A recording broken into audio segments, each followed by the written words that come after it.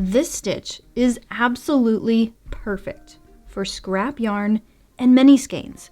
I've been on this huge mini skein kick lately, and I don't know what it is, but I can't stop buying them. So I have quite a collection. I've got some over here. I've got a couple in that basket over there. And you can't see, but I have more stashed just over there. And so I'm playing around with this stitch here. It's also really perfect for Valentine's Day themed projects, baby blankets, or that sort of thing, or just anybody who likes a heart theme. It's perfect for that because each one of these little raised bumps, if you look closely, they look like little hearts. So it's super easy to crochet. It doesn't take a lot of extra skills or anything like that. But you know, if you flip it over on the other side, and I totally just did that upside down, I don't know why, you still can see hearts on this side of the work, but they're like totally flat. So one side still looks like hearts, completely flat. On the other side, look, I flipped it right that time. We still have the hearts, but they're raised out of the project. Now, while you can totally start with a foundation chain and work double crochets into it, and you basically need that as long as you want your project to be wide, the easier way kind of eliminates a step is to use the foundation double crochet. So you don't have to do this, but if you want to, it's really easy. I'm actually going to use a completely different yarn for this so that you can see the technique a little bit better. So first things first, slip knot. And I like to chain 3 to start off my foundation double crochets. You'll yarn over, find the first chain, which is right here. So my slip knot's here. We're looking at the side of the chain. So this is a side loop. This is the back bump. You'll stick your hook through both of those loops. Then yarn over, pull up a loop, and you want to pull up pretty high on this. You want this one to be quite a bit more loose than these two on your hook.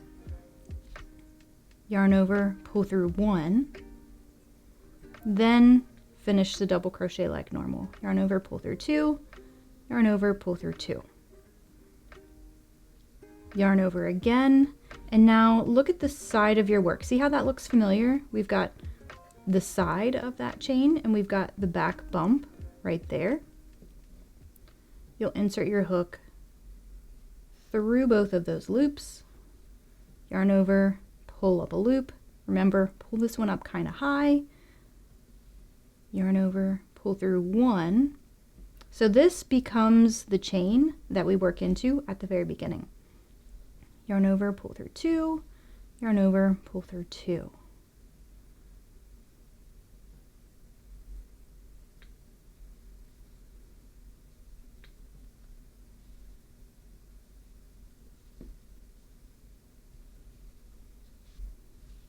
So that's the foundation double crochet. That's how I like to start off the stitch pattern because it's just a little bit quicker and easier to get that first row set in place. But if you don't want to use that technique, you don't have to. Just crochet your foundation chain like you normally would, and then work your double crochets in the chain just like normal. So let's pull this back in, and here is my foundation double crochet row. And on top of that, you'll see 2 more rows of double crochet. So that's what you should do at this point if you want a stitch pattern that's spaced like this one. But you can absolutely crochet more than 3 double crochet rows in between your hearts. It's really just whatever you like, whatever works best for your project and the amount of scraps that you have. So super simple to start things off. Get a nice little chunk of double crochet rows, however much you want, and when you're ready to add the puff stitch row, here's what you should do. Pull up on your working yarn and don't do anything with it. Just leave it there. Don't fasten off or anything like that. We're actually going to pick it up and start working with it again, and we eliminate some ends that we have to weave in later. So leave that there. Turn your work so that you're looking at the back side of it, and we'll start adding the puff stitches.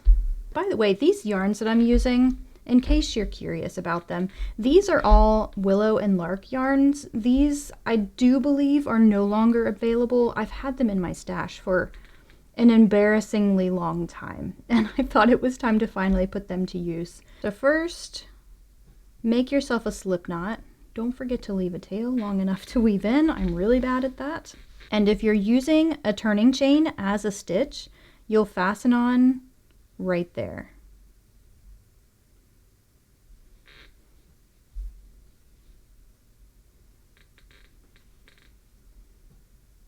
Make 4 chains.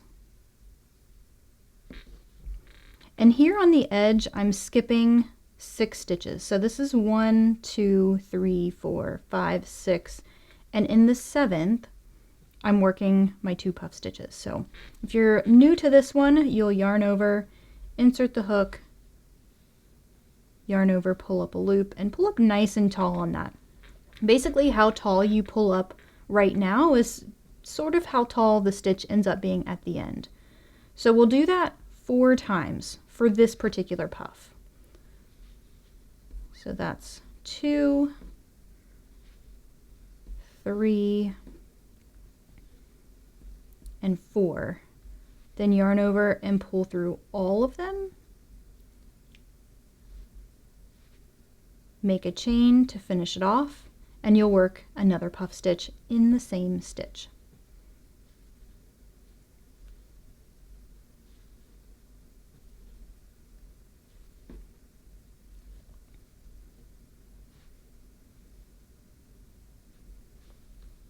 Then make 5 chains. So 1, 2, 3, 4, 5.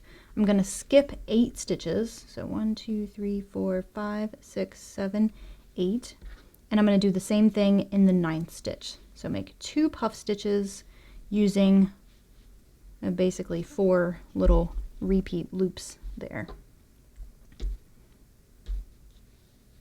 think that was 2, 3, 4. Now you can play around with how thick your puff stitches are. For me, this sort of felt like as puffy as I could get them, and it still looked like a heart. So I guess you could technically go down to 3 and give that a try. Man, I can't talk and count. Was that 3 or 4? We'll go one more just in case. This one might be a little puffier than the others. But yeah, play around with it and get the right size puff stitch that you like. 5 chains, there we go. 1, 2, 3, 4, 5, 6, 7, 8. And in the 9th stitch, there we go. 2, 3, 4.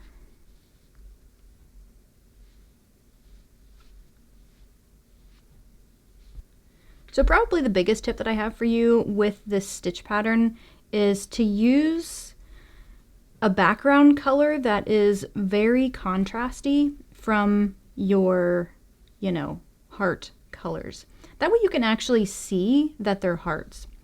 One really cool trick or way that you can do that, if you're not sure about the yarn and how much contrast there is, take a picture of all of the yarn just with your phone and use the grayscale setting.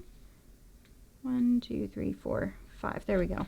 Use the grayscale setting, and that will help you determine if there's enough contrast between your background color and any of your contrast colors.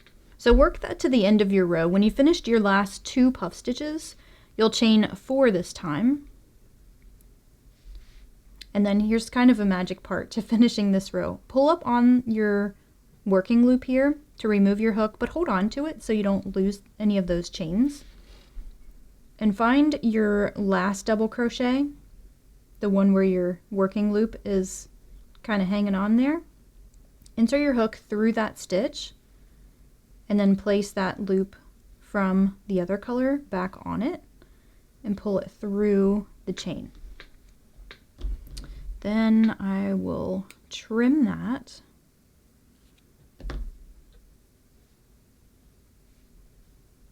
And then just pull the tail through the loop.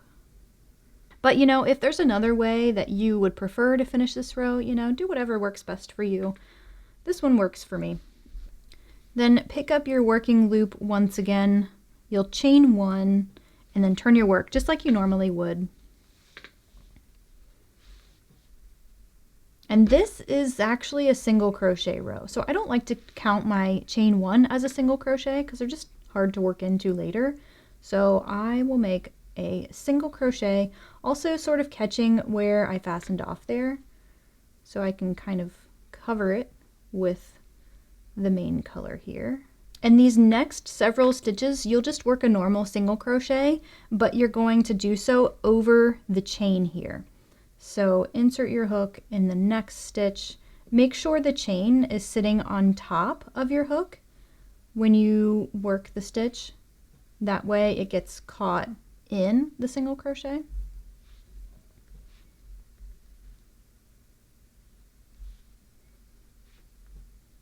And you have to do so right up next to the heart.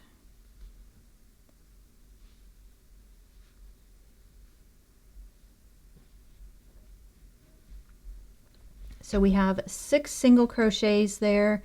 We are leaving 1 double crochet unworked, no single crochets in that or anything. Then chain 1 and single crochet between your puff stitches. Chain 1 again, and then find the second double crochet over, and that's where you'll single crochet. So this one is where the puff stitches are coming from. We need to leave one of them open on this side too. So that is the one that needs a single crochet. And again, you'll do so over your chain. Now you'll definitely need to sort of poke that out a little bit. But generally speaking, it's pretty easy, pretty low maintenance actually. Everything just sort of falls into place. So you'll single crochet in every double crochet over top of the chain of your contrast color until you have 1 free double crochet. Then you'll chain 1, single crochet between the puffs, chain 1, skip that one, single crochet in the next. And then right after I make that first single crochet, I just take my finger and push it out. And that's pretty much all you have to do for this one. You know, something else you could do for this stitch, if you didn't like making puff stitches, but you know how to do a double crochet cluster, that's another option. You could do 2 double crochet clusters, just having, you know, 1 chain in between them, just like we are for the puff stitches. And what that would give you is a similar look, because the way that stitch is worked, it's kind of rounded in the middle and like kind of comes to a point up at the top. So I think it would still give you a nice cute little heart shape, but not be so puffy, you know. It'll actually use less yarn, I believe. I haven't actually tested that, but it makes sense to me that that would use less yarn than a puff stitch, which is really known for kind of being a yarn hog. And yeah, it would be completely flat, I would guess. So something to consider if you don't like puff stitches, or if you're really struggling to make your puff stitches look as neat as you want them to. And don't forget, if you have a turning chain counting as a double crochet, then you also want to double crochet, or single crochet rather, into that chain, so you're not losing a stitch.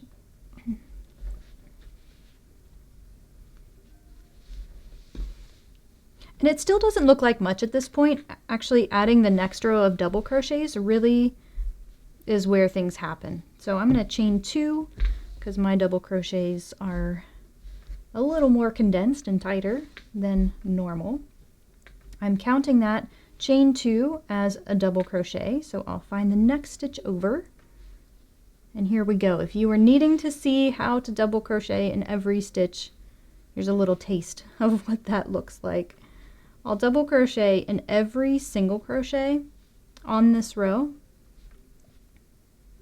And when you get to your heart stitch here, or your little puffs, double crochet in the chain 1 space. So I really just placed my hook between the puff stitch and the chain. So double crochet there. And then the single crochet that's between the puff stitches, you will double crochet there as well. And in the next chain 1 space, just like before, double crochet. and then double crochet in every single crochet. So that's the repeat for this row. Not really anything different than the others that are just plain solid double crochets, but yeah, just a little bit of a different stitch placement because we have those chain one spaces to work into. You get a couple more. And see, when you flip that over, it really does look a lot more like the rest of the stitch pattern. So those main 3 rows there that we really highlighted and then I showed you, those are the most important things to know how to crochet for this stitch pattern. Everything that happens before and in between, you can be totally creative. If you're working with solid double crochets, again, you can add more rows if you'd like them to be, you know, further spaced out. You could even throw in like another stripe or maybe another stitch pattern that might work with the multiple that you're working with, the number of stitches that you're working with. So yeah, tons of ways to get really creative with the stitch pattern if you want to. But if you don't want to be creative, if you like what I've done here, I have the pattern, the written instructions for exactly how I did this on a post on my website. I have that linked in the description below, so check that out if you need full step-by-step instructions on how to crochet this stitch pattern. I think it's really fun, like I said, for blankets and pillows and Valentine's Day projects. Give me your ideas in the comments below. Happy hooking, and I'll see you in the next one.